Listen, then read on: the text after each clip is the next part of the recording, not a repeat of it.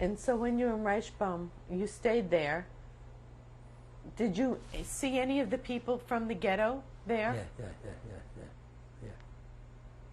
Yeah. Those people, they had they had friends. You know, the Reichsbahn was always existing, even while I was in ghetto. Only they used to come back to the ghetto every night. But then, when they stayed, they stayed there. They built barracks over there. Over there already they built normal barracks. It was like a private enterprise. In Reichsbaum? Reichsbahn, yeah.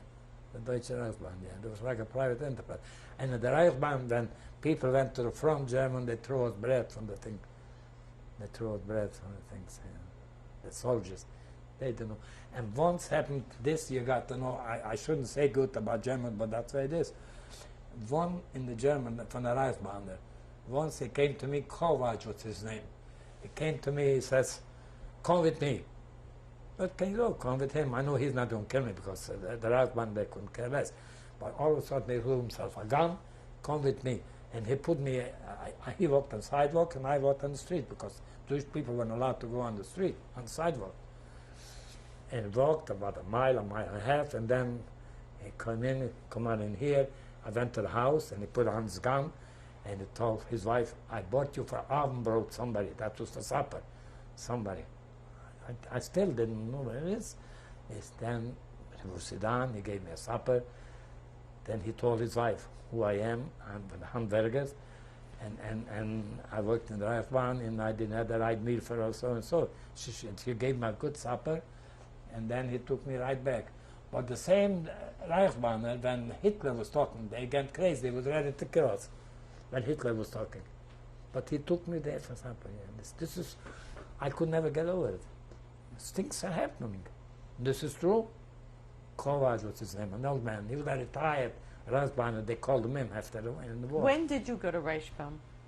From the Kaiserwald. That was but when? 44 already. That was 44 when the Russians was knocking the doors. 44 already, I think. Or late 43 or 44, something like that. And the Russians were knocking on the door. And we came, and then all of a sudden, the Reichsbahn, they came, they put us, and over there, then they put us on the boats. And they took us to Stolp. When was this? It was 44, before the invasion, before the American invasion. Because everybody, they would, the paper would say all the invasion. That's why we knew the date from the paper. That was in the spring or something like that. It was cold yet. And they took us to Stolp. That was over there, they were burning people. That was already ovens, and it was terrible smelling. Where was Stolp? Stolp in Germany. They were smelling people, and then I met Landslaat from Srebna there, from my own town, girls, and I couldn't do nothing to them. We were Reichsbahner, we were on wire, they wouldn't let us go anywhere. They wouldn't let us the SS touch. The Reichsbahn was guarding us, the Reichsbahner. And we were there 2 weeks. And over there, like I told you, I walked around and I met the Danish government. A guy, I saw nice barracks, clean barracks, not like the Jewish barracks. I went in because, and I told them, who are you? And I said, where am I? Then they told me, they're the Danish government, they don't want to start a revolution.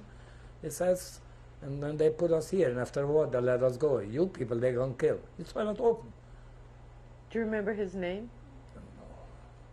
He was a prime minister or something from Denmark, something like that. And 2 weeks later, they couldn't get a train, but once they got a train, they even said us, you go on a person on a regular train, not on the what you call it, the people go on a regular train. They took us to the Reichsbahn to Stolp. That was a city in Germany. It was far away from the front already, and for the Reichsbahn mechanics. And we did the same thing, we worked there the same thing, then we did in Riga. What did you do?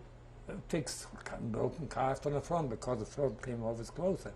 Broken cars, broken trucks, and we did it, but in Stolp already, the Germans were already softer. Even the Reichsbahner was softer, because they know already the Russians are coming already, they were a little softer.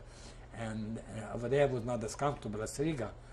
because over there they had to take a shower. Sunday they had to take a shower once a week over there. And once they disappointed. There was a sharp, a small guy, son of a gun. I always know his name. Now I forgot. Don't tell me that.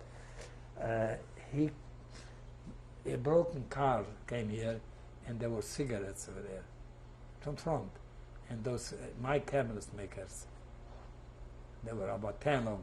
They each one got, because for cigarettes you could live over there, and they grabbed themselves some cigarettes, and that guy came along. I'll remind myself later that name.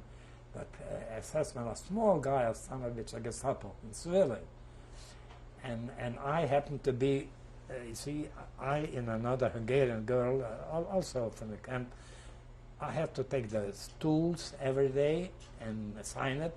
In the evening, I had to bring it back in the office, and I just happened to be in the office then.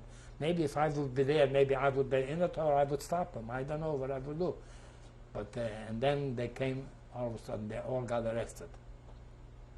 They all got arrested, and a few years later, they all got hung. They all hung, they all killed them. That's that little son of a gun, a Gestapo. He happened to be with I. He was such a nice boys, such a good people. But by the Gestapo, it's nothing to him. To kill a Jew was nothing to it. It's a mitzvah. Where were those Jews from? Do you know? From all over the place. From Latvia, those Jews was more of them from the other side, from Latvia, Lithuania, from Poland, this and the other. Okay. They were more aggressive than we are. See, the Jews from Czechoslovakia were a little bit not aggressive. We were still quiet down. We still believed that we couldn't believe it that's happened. No, truth is, we couldn't believe it that's happening, what's happened. You mentioned that you, in Reichbaum, you worked, in Stoke rather, you worked on cars. Yeah. Automobiles, to fix automobiles. And you said that you did that in Riga. When did you do that in Riga? In the Reichsbahn. Oh, in Reich. This is the same Reichsbahn. This is the Deutsche Reichsbahn, only it was in a different city, in Germany. Right. But the Russians were already in Riga at that time. The Russians were in Riga already, they came closer and closer. And they had to, and the war was going on, and they had to, the cars, the wooden cars, they bomb them, and we had to fix them.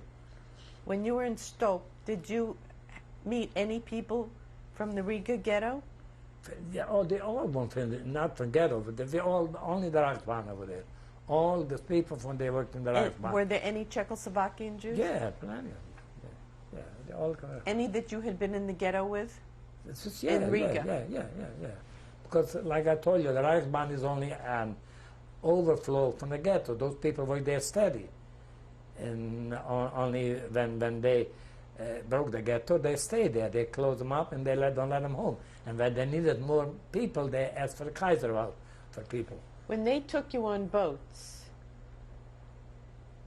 how long did that trip take? About 2-3 days. What kind of boats were they? Do you know?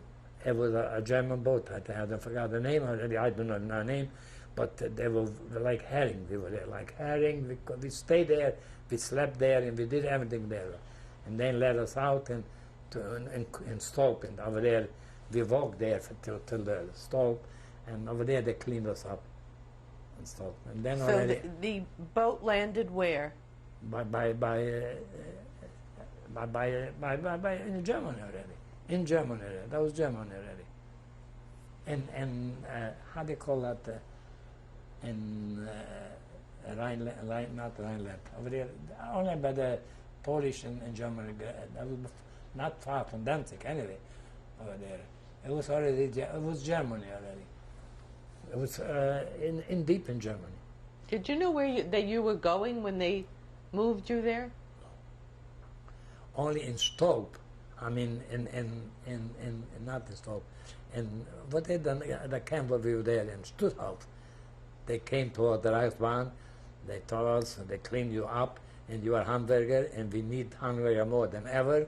He says, and they will take you with a train, and will take a train, and the soldiers were jealous because the soldiers went to with the freight cars, and us they gave the regular cars, the trains.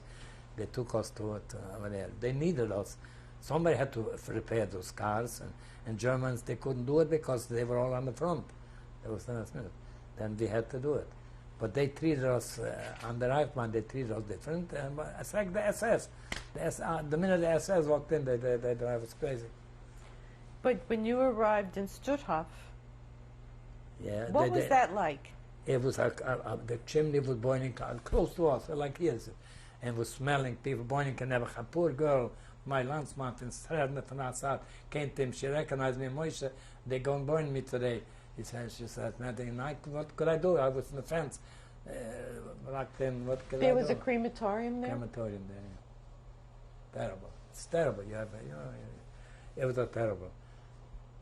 Terrible things were there. 2 weeks we were there, and we had to see that, to smell that, and see that. Did you know anyone else who died there?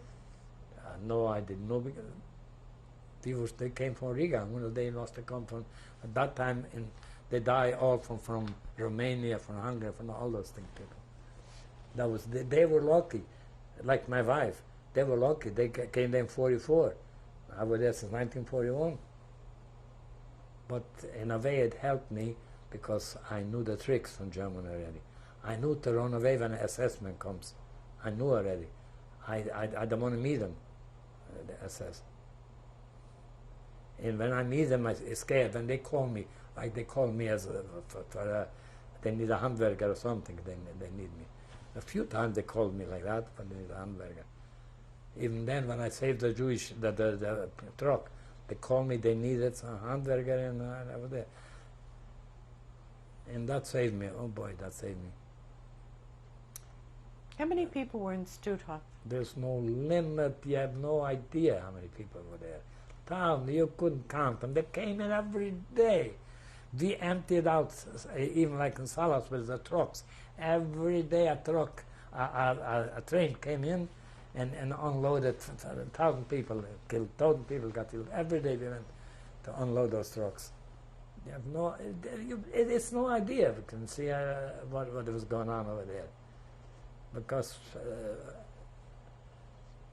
we knew right away. Salaspils, when you went to Salaspils, I didn't see anybody else from Salaspils. I never met anybody from Salaspils. And from Ghetto I met, and from the Reichsbahn I met some people. From Salaspils I never met anybody. Mr. Marble,